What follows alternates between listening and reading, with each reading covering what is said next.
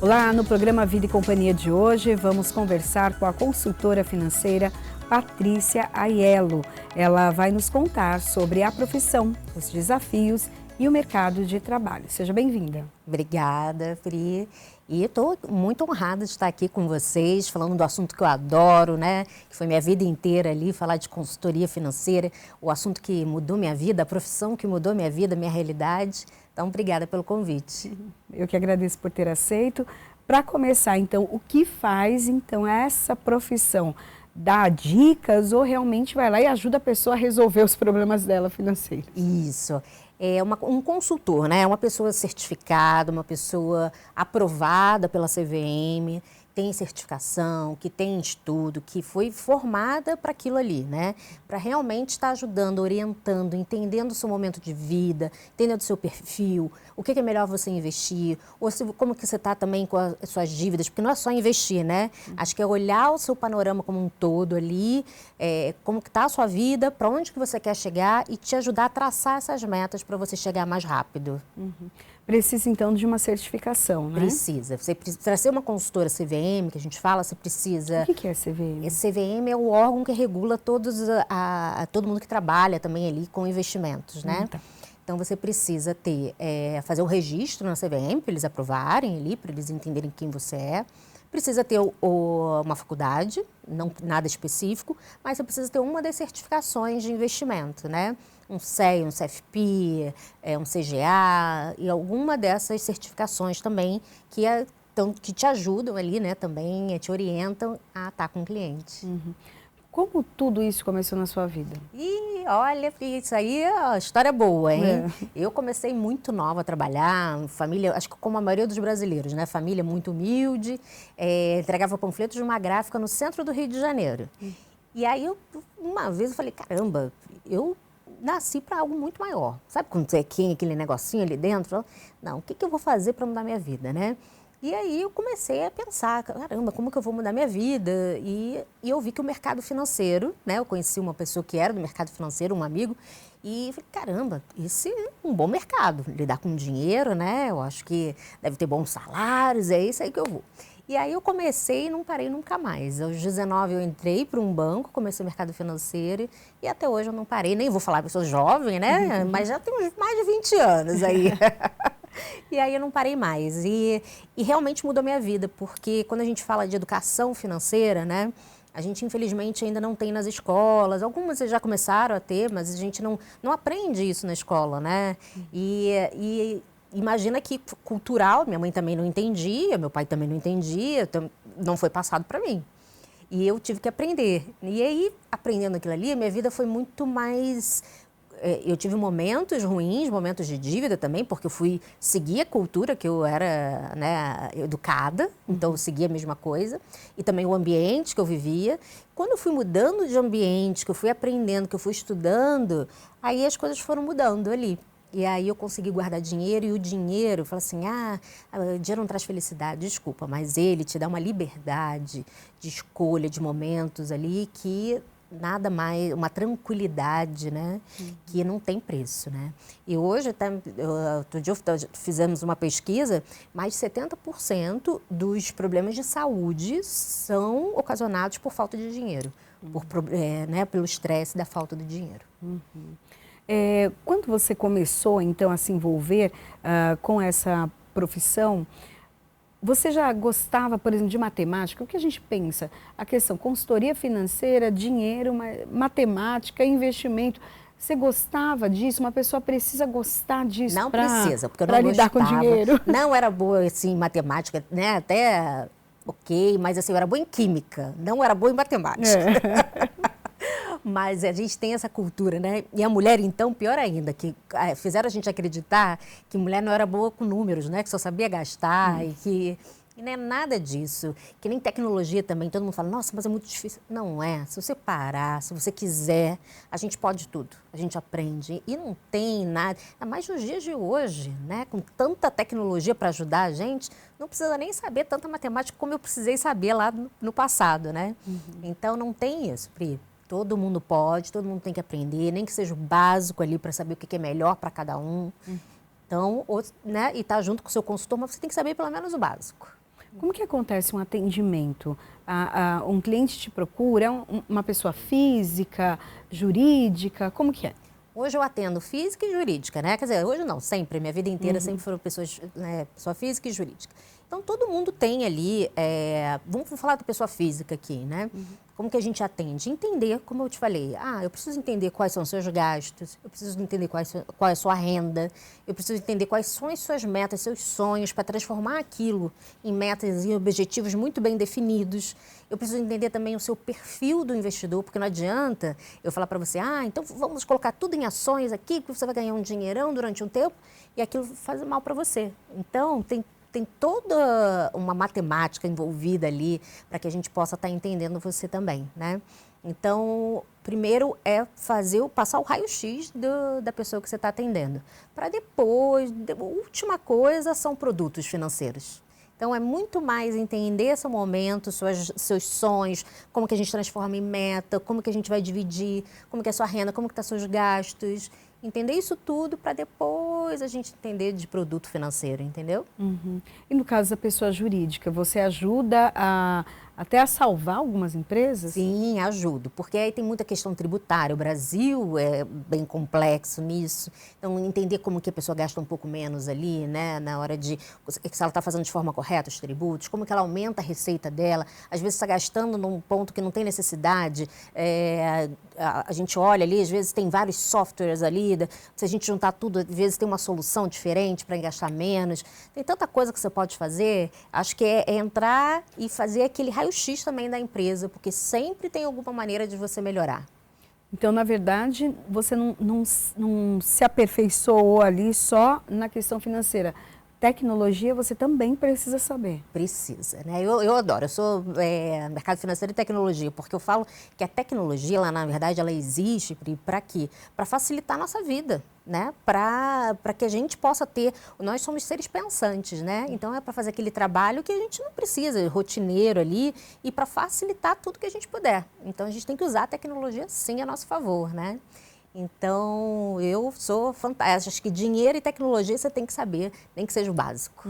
Né? Além dessa atuação, então, de consultoria, de receber ali tanto pessoa física quanto jurídica, identificar, né, qual é a real situação da pessoa ou da empresa e dar ali os conselhos e direcionamentos, você acaba fazendo também outras consultorias ou você, não sei se tem canal no YouTube, Instagram, você dá dicas? Como que funciona essa parte também? Porque todo mundo precisa de algum conselho financeiro.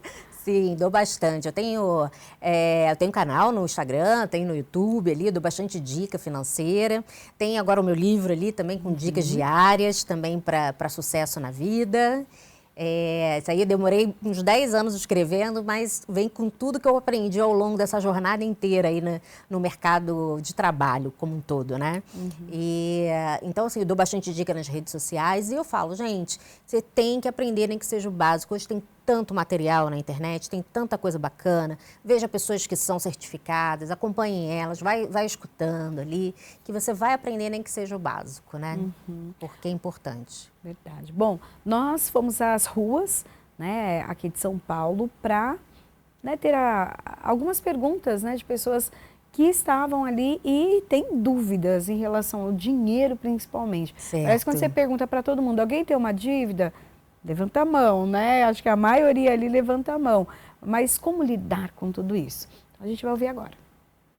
Quais são os maiores erros financeiros que as pessoas cometem? Queria saber como controlar as emoções ao lidar com dinheiro. Educação financeira deveria ser uma disciplina obrigatória nas escolas? Como começar a organizar as finanças pessoais com pouco dinheiro? Opa, Então, boas perguntas. Tem pergunta pra caramba aqui, ó. Vamos lá. Os maiores erros aqui, né?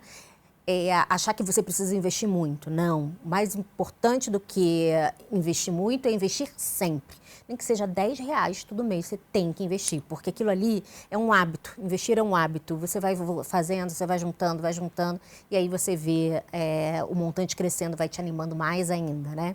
E esse é um dos maiores erros. Outro erro, quando a gente fala de pessoa física e jurídica, é misturar as contas. Não se pode misturar as contas, sua conta pessoa física é uma coisa, sua conta pessoa jurídica é outra coisa, né? E aí o microempresário aqui acaba misturando muito, né? Então, também não pode. Outra, não ter uma reserva de emergência, né? E isso é super importante. Então, você tem que ter uma reserva de emergência. Lembra da época da pandemia, né? Que foi uma época muito difícil. Quem tinha? O que é reserva de emergência? É guardar de 3 a 6 salários seus líquidos para uma emergência. Então, é a primeira reserva que você faz. Você deixa ali guardado. Aí, olhando a pandemia, foi aquele março fatídico, né? Quem tinha 3 a 6 salários pôde viver aquele período que ninguém sabia o que ia acontecer com muito mais tranquilidade, né? E quem não tinha, que perdeu o emprego, que foi... Então, por isso eu falo, primeira coisa, reserva de emergência ali. E o outro erro também, que é bem complicado, é escutar aquele amigo que não entende muito e que está dando a dica do milhão, né? Gente, investimento, não existe milagre. É sempre um pouquinho, a gente tem que olhar taxa de juros, se a gente tem hoje uma taxa de juros, né, num patamar, o seu investimento ali, se for conservador, ele tem que estar muito pareado com essa taxa de juros, com a Selic. Então, não existe milagre. Se está te dando um milagre, tem uma coisa errada. Então... Você falou sobre investir. Todo mês ali tirar um pouquinho de salário para investir.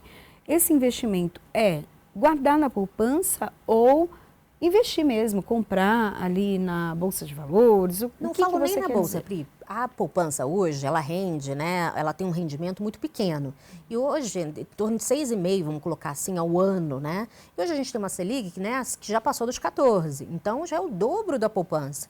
Então, dá com R$10 hoje em dia, há anos atrás você não podia, mas hoje você consegue entrar num fundo DI, você consegue, né, uns R$100 entrar num CDB de um banco. Então, tem opções também conservadoras com valores muito pequenininhos, entendeu? Quando você fala desse CDI, o que é o que são esses investimentos para quem é mais conservador e quem consegue arriscar um pouco mais? Como funciona, né? Hoje, a gente tem uma taxa, é a taxa que rege a nossa economia, né? Que é a Selic. Então, tem aquela, vai ter reunião do Copom, né? O Copom está se reunindo e vai falar quanto é a taxa Selic. E aí, hoje, todos os investimentos são pareados com essa taxa ali, né? A gente usa ela como benchmark. Quando você compra um CDB de um banco, você está emprestando dinheiro para o banco para ele emprestar em outras pontas, para ele fazer outras coisas. E aí o banco, você vira assim, banco, você quer um dinheiro emprestado? E o banco, quero. Deixa eu ver aqui quanto que eu posso pagar. E aí ele paga um percentual, geralmente do CDI, que também é muito próximo à Selic, que é praticamente igual, tá?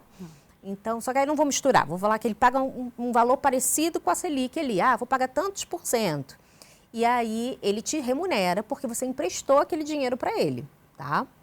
E isso são CDBs de banco. Então, quanto mais conservador o banco ali, né, quanto menos risco tiver, menos assim ele vai pagar, né? Não vai pagar nada a mais do que o CDI ali, mais do que a Selic. Mas se ele tiver mais risco, se for um banco com mais risco, aí ele pode pagar um pouco mais, né?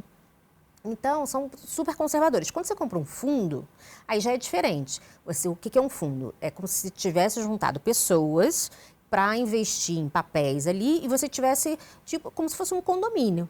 E aí você tem um síndico daquele condomínio que é o gestor do fundo. E aí você bota o seu dinheiro ali naquele condomínio, tá? Mas você não está emprestando dinheiro para ninguém. Você está botando dentro de um cesto com outras pessoas. Então, essa é a diferença, mas são super conservadores ali, são investimentos, né, baixo risco ali. E também tem o Tesouro, que eu adoro, né? Então, é o que tem menos risco ainda, né? O Tesouro Direto, que aí você está emprestando dinheiro para o governo. Fala assim, governo, eu tenho dinheiro aqui, você quer emprestado? Aí você empresta para ele vai te pagar um percentual também. E essas operações, hoje em dia é fácil de fazer, ali no aplicativo do banco mesmo, né? Que na hora você já investe muito rápido, valores muito pequenos, um título do Tesouro você compra por 30 e poucos reais, entendeu? E ali você tem títulos de resgate, né, rápido, títulos mais longos, pensando já na sua aposentadoria. Então tem várias modalidades também, muito bacana, e é o que tem menos risco no Brasil. Até explicar para as pessoas em relação a esse resgate. Precisa prestar bastante atenção também quando contrata um produto, porque você pode, não sei se chega a perder dinheiro, mas se você não resgatar antes do prazo, pode ser ruim, né? Pode. Como que funciona, né? A maioria dos investimentos hoje, né, se você resgatar antes de 30 dias, você pode pagar um IOF, mas sempre em cima da rentabilidade, tá? A maioria dos investimentos. Você paga um IOF antes dos 30 dias, depois de 30 dias não tem mais. E depois você sempre vai ter um imposto de renda. Quanto mais tempo você deixar, menos imposto você paga, né? Geralmente começa um CDB, começa com 22,5% de imposto em cima da rentabilidade e vai caindo até 15%. Aí tem outros, fundo também, vai de 22,5% até 15%. Aí ações já é 15% direto. Então, tem algumas modalidades ali.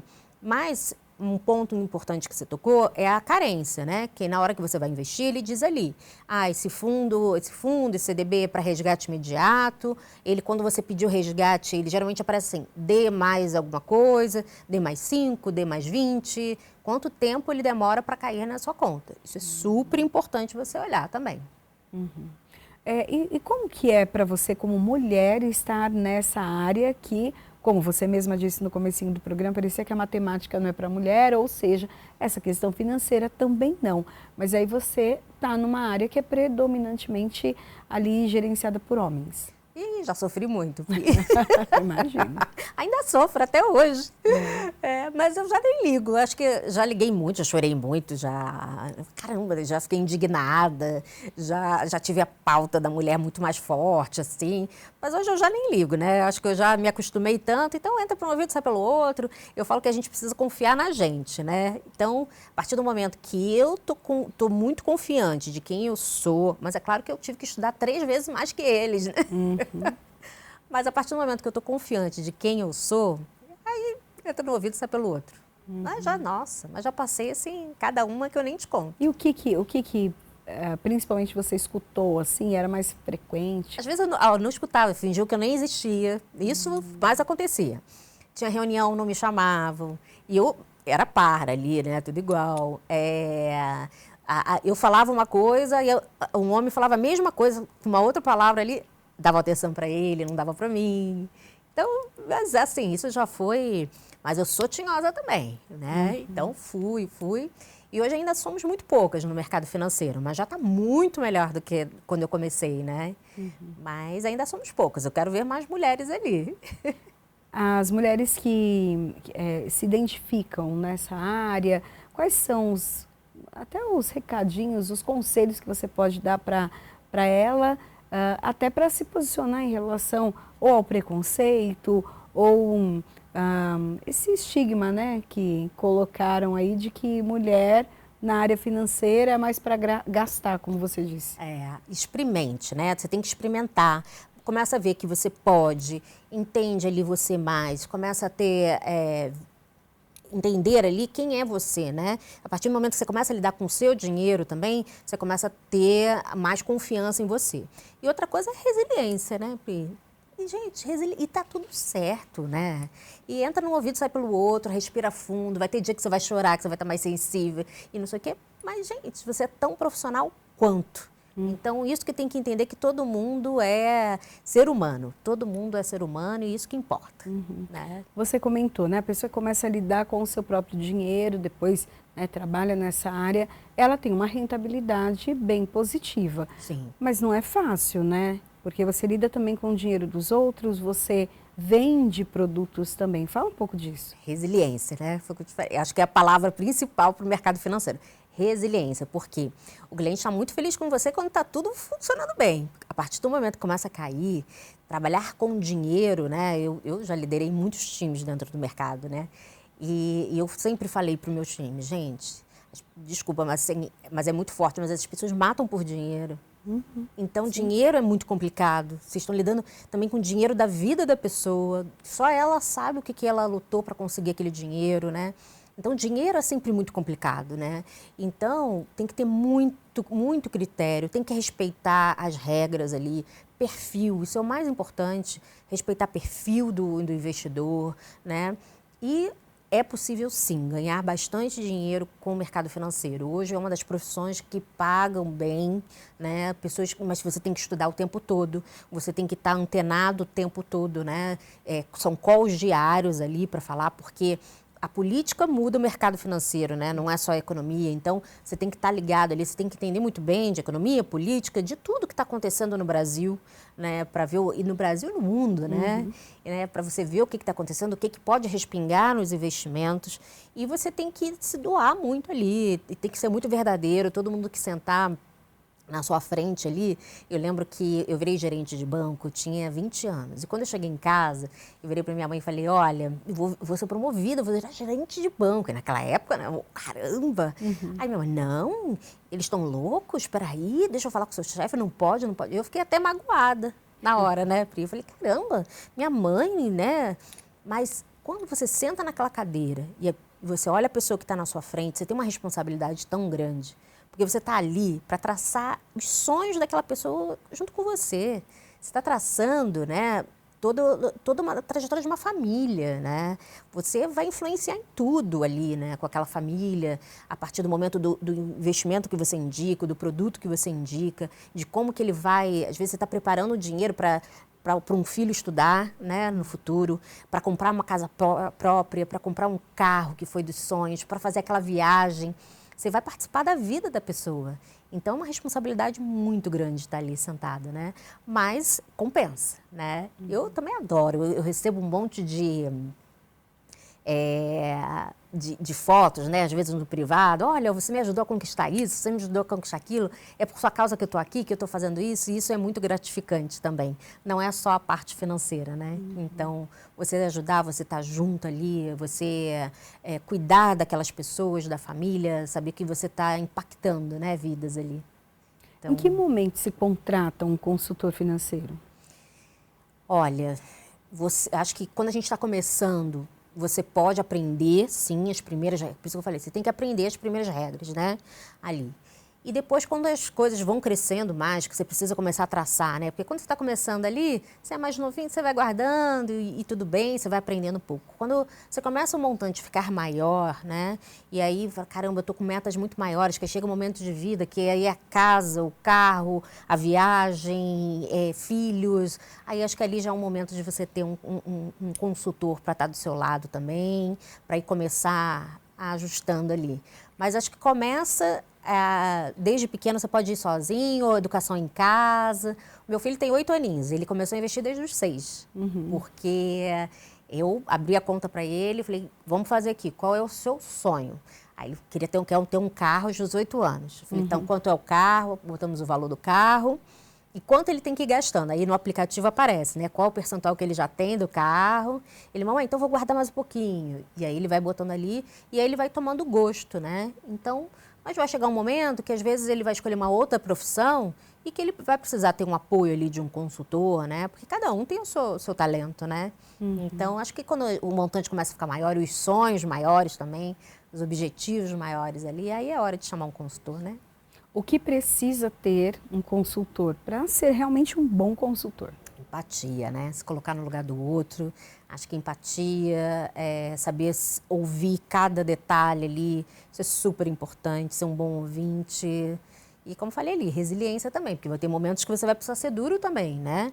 Porque tem momentos que você vai falar não para o cliente, ele vai querer um negócio e falar não. Aquele investimento do amigo no clube, aí você vai falar não recomendo. E você vai ter que ser firme também. E como escolher um bom consultor? Como que você consegue, principalmente, né, quem é leigo, quem está aí com dinheiro e precisa investir? Você sabe que eu batia muito isso quando eu trabalhava em banco, né? Porque geralmente quando você abre conta num banco, numa corretora e tal, você não tem escolha, né? Geralmente já direcionam um gerente para você, direcionam um consultor e você tem que aceitar aquela pessoa. E às vezes você não bate, né, com a pessoa não escuta, não é do seu estilo, né?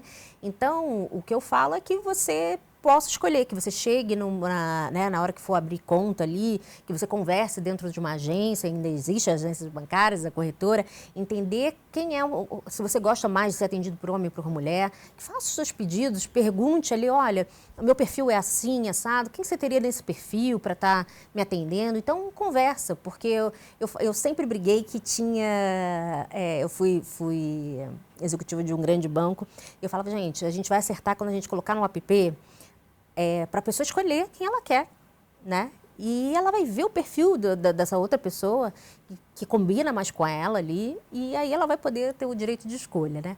Mas quando ainda não tem, a gente pode escolher dessa outra forma, conversando, perguntando, né? Na instituição que a gente escolher.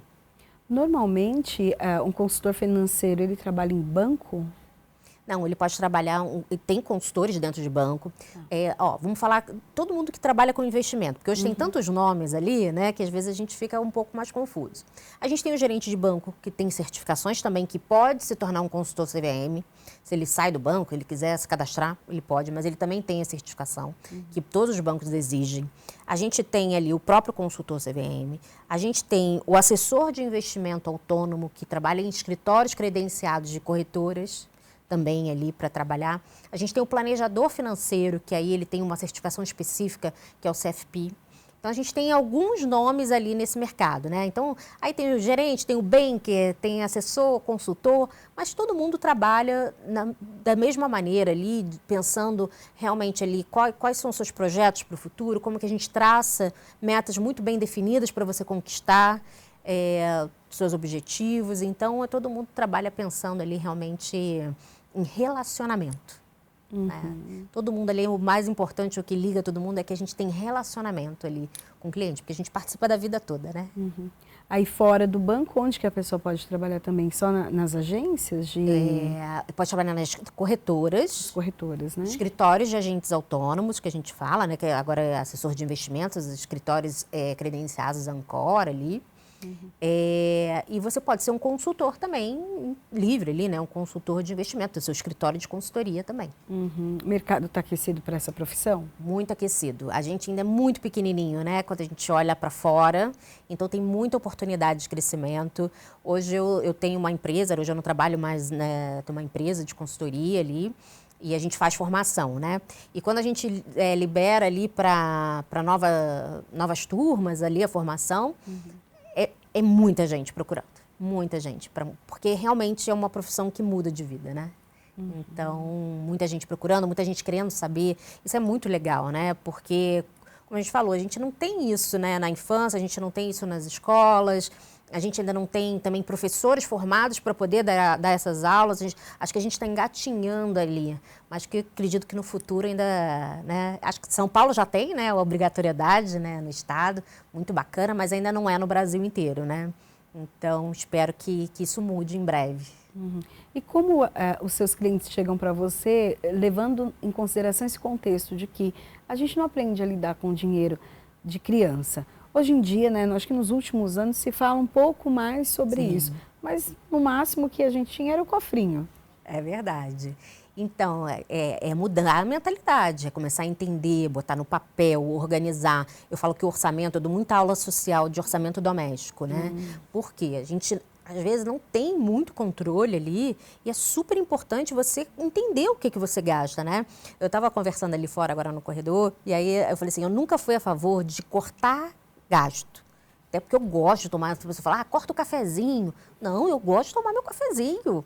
E aí, quando eu dou aula de orçamento doméstico, que é 1 hora de teoria, depois 1 hora de prática fazendo a planilha, né, dos gastos e de quanto você recebe também. Nunca fecha, tá sempre no vermelho.